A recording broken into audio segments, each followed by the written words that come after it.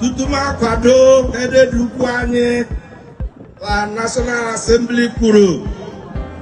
Aide kabula mata baki belanko.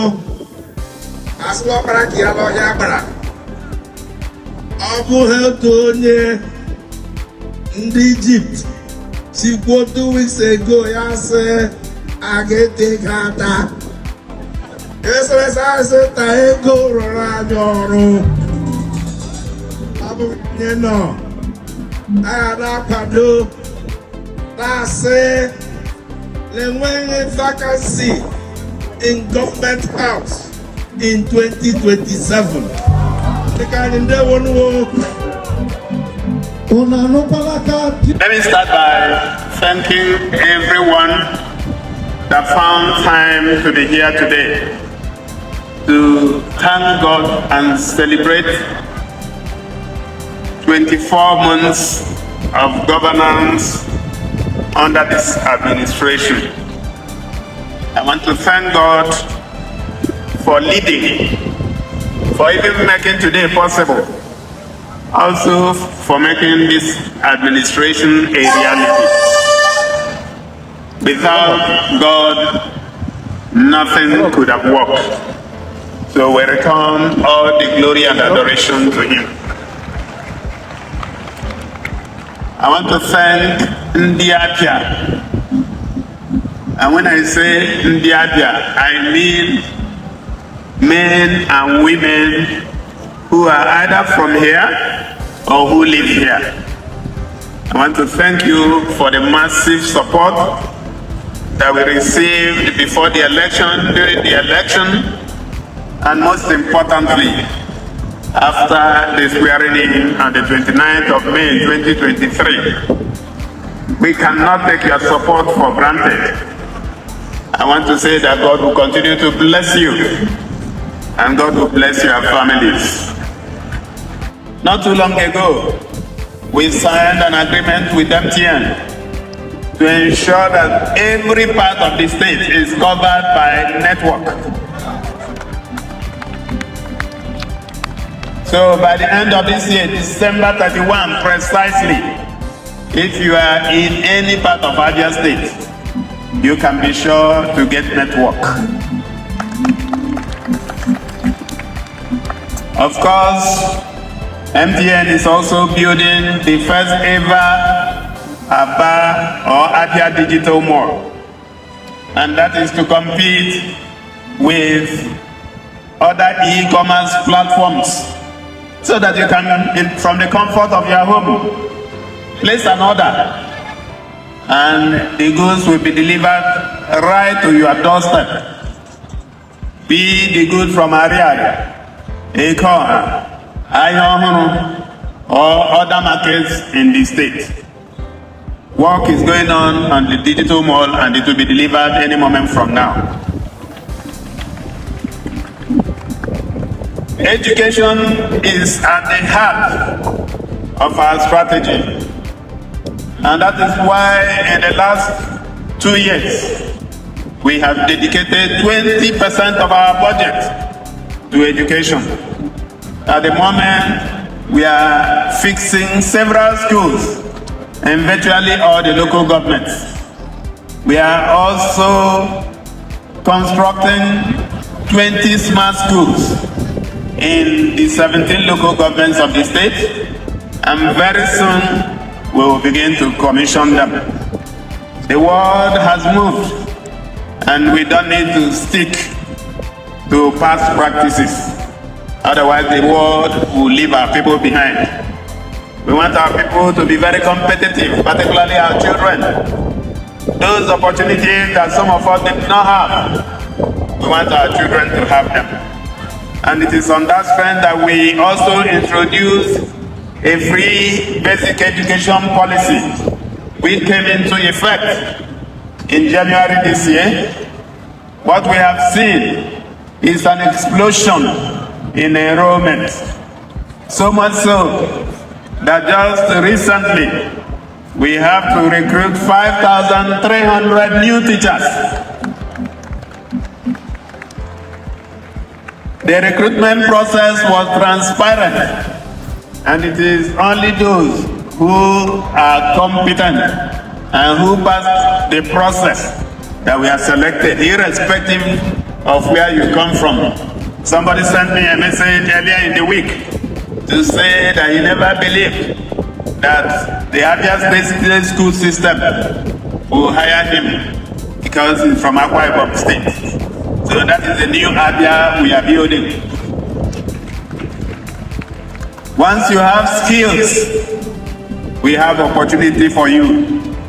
So please come from everywhere, and there is space for you in Abia State. It doesn't matter where you come from. It doesn't matter what language you speak. It doesn't matter your religion. Once you live in Abia, you are treated as an Abian. I've also started the process of recruiting another 4,000 teachers.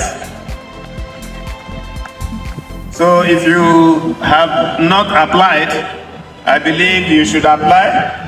And of course, you go through the process. And once you pass, you will be selected.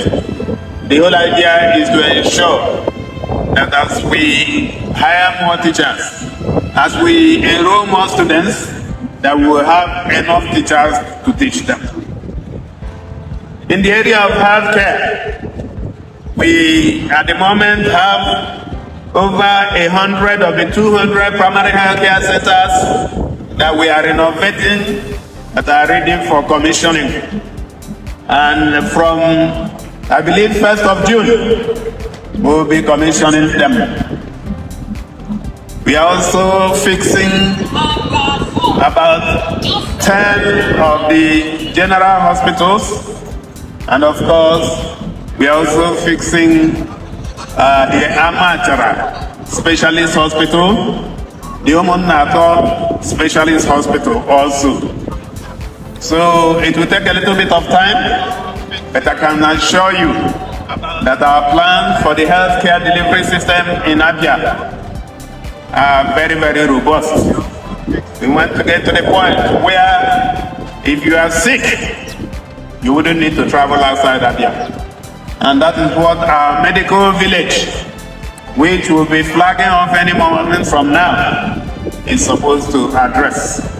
It's also supposed to address the needs of other people from Nigeria. Reverse medical tourism, which statistics shows that we spend $2 to $2.5 billion every year to take care of our health, particularly those who can afford it, in places like India, Dubai, the US, Europe, and other parts of the world. The idea of the medical village is that anywhere you are in Nigeria, if you think proper healthcare delivery system, you should think Abia State.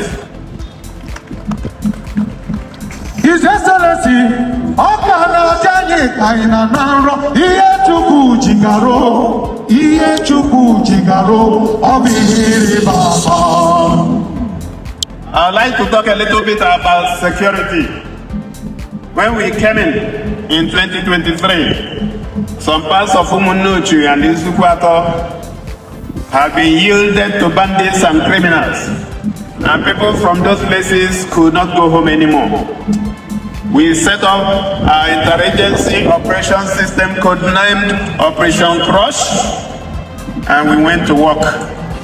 Today, you are aware that we reclaimed all those places that have been taken over by bandits, and people have returned to their homes.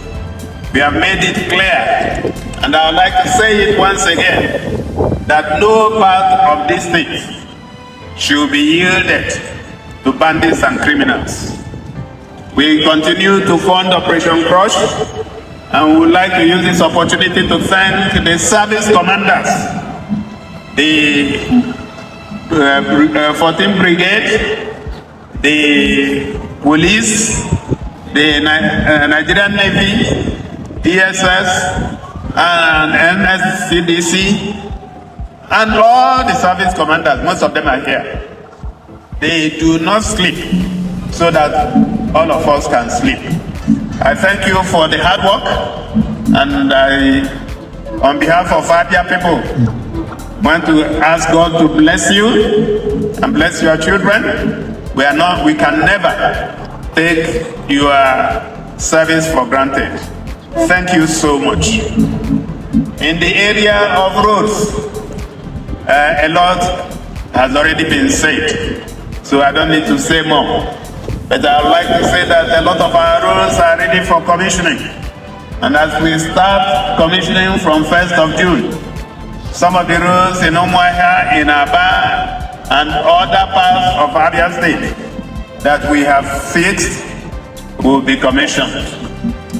Let me also talk about governance, good governance. Because if there is nothing we are bequeathing to the next generation, it is good governance. Doing things right. Trying to be disciplined, even as a government, and we lead by example. Running a prudent government, ensuring that money is spent for the public good. Public money being spent for public good. That is what we stand for, and we will never change. And like I said yesterday, it behoves on all of us, because I do know that once people have tested good governance, it is very difficult for them to allow themselves to be taken back to Egypt. So I'd like to call on all of us to be vigilant. Magazana onye ndị iro gbara gburugburu na-eche ndụ ya nche mgbe niile. It is not yet a uhuru, but I can tell you that we are no longer where we were, and we are moving in the right direction.